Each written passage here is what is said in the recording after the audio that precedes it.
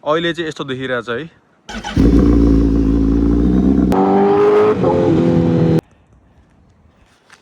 Hey, what's up everyone, this is Waymo on Fame, hope you guys are doing fine. So on this video I'll be showcasing you what we've done to this Firebird so far है। हिजो साडी अस्ति गरेको सबै मोड्सहरु, it took us freaking 6 hours to do everything है। 1 घण्टा estimate गरेको थियो हामीले। But anyways, we did everything. Shout out to Ayush and Mandil. They helped me a lot है। अझै ढिला सकिन्थ्यो होला त्यो नभएको भए, उनीहरु नभएको भए। And this is the bike.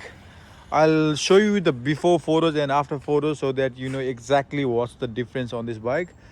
This is the before photo from the front end, and it is a bit taller than the stock windscreen. Some minor mods over here, tank grips or haleko chham, ani yo chai sabhanda tatti mod ho yaar. It was supposed to be a quick release gas cap bro, but it यसको आफ्नै चाबी छ के यार. But anyways, side profile, this is how it looks before. अनि अहिले चाहिँ यस्तो देखिरहेछ। स्टकको नम्बर प्लेट होल्डर लामो थियो के अरे। We chopped it off meaning we took it off and we put a NRC tail tidy on it, and also has integrated lights. So यो म अहिले रन गरेर देखाउँछु है। And for the main part, exhaust, यो चाहिँ हामीलाई अति टाइम लाग्यो थियो, मेबी 2-3 घण्टा यसले खाएको थियो होला। It had all the wires running out है, अनि एकदम भित्र थियो। म भिडियो हालिदिन्छु त्यसको एउटा। यो निकाल्न चाहिँ अति टफ थियो, but we did it anyways है।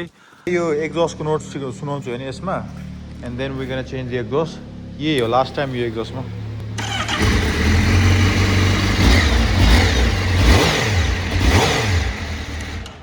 अहिले चाहिँ यस्तो देखिरहेछ है। I think it looks 10 times better than it was looking before. म स्टार्टअप गरेर देखाउँछु। It is gonna be a cold start, त्यही भएर अति लाउड हुन्छ।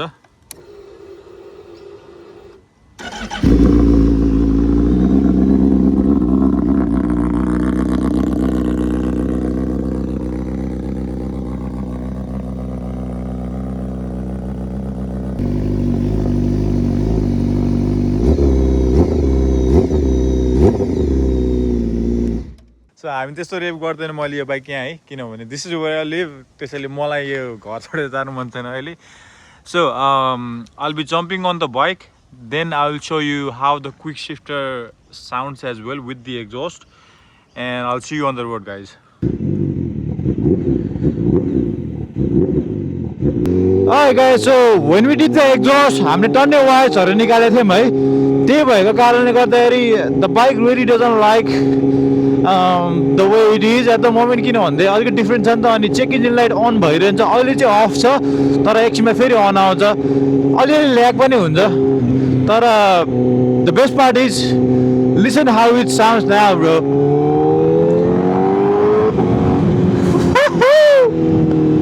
यस्तो बाल आउँछ यार अहिले। अलिअलि ल्याग चाहिँ हुन्छ, but when we do the tune त्यसपछि सबै ठिक हुन्छ जस्तो लागिरहेको छ मलाई चाहिँ। हामी कहाँबाट जान पर्ने थियो यार, मैले एक्जिट मिस हाने जस्तो लाग्यो।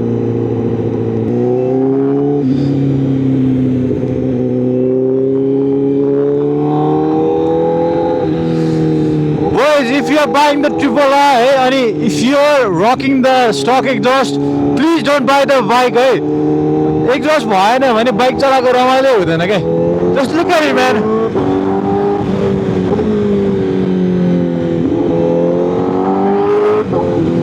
मान्छेहरुलाई थाहा पनि हुन्छ के that you are actually there, किन भन्दाखेरि स्टक एक्जस्टमा बाइकको आवाजै आउँदैन, अनि कति मान्छेहरुलाई थाहा नै हुँदैन के बाइक यतापट्टि छ भनेर। त्यो चाहिँ एउटा गुड रिजन छ है हामीसँग एउटा एक्जस्ट चेन्ज गर्न चाहिँ। Should we हामी अगाडि जाने हो, गइदिउँ है। ओइ गिटी रहेछ यार। अस्ति लास्ट 2 weeks यस्तो पानी पऱ्यो गाइज हैन, तर यो विक ठ्याक्कै सनी भएको थियो, डबल ड्यामेज आजदेखि सुरु छ क्या। That's why we can't be pushing the bike too much है। कप्स हुन्छ, कप्स भयो भने डबल ड्यामेज भएको बेला कस्तो हुन्छ भन्दाखेरि इफ यु गेट फाइन्ड है, फाइन पनि डबल हुन्छ, ड्यामेजहरू पनि डबल हुन्छ। That's why it's really risky to ride. त्यही भएर मान्छेहरू धेरै बाइक पनि चलाउँदैन यो बेला। तर म चाहिँ फर यु गाइज है, मैले यो बाइक चलाइरहेको छु। For you guys to listen the exhaust note while riding, So I need those likes and comments, hey guys. यहाँबाट हामी लेफ्ट हो. So guys, म क्विक स्टेप फेरि युज गर्दै.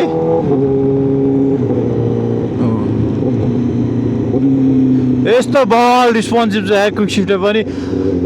यो तर एक्जस्ट चेन्ज भयो चाहिँ अलिकति बिचमा त्यो ब्लिप अलिकति बेसी भएको जस्तो फिल भइरहेको छ मलाई होइन.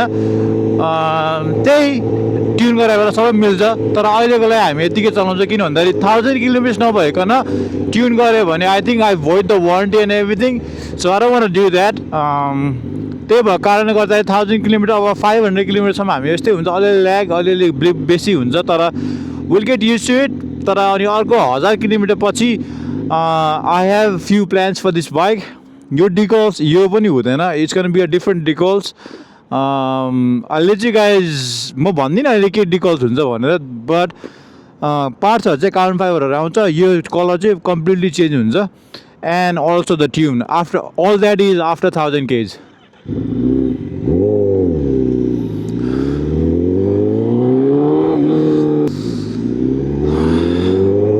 One more time, right?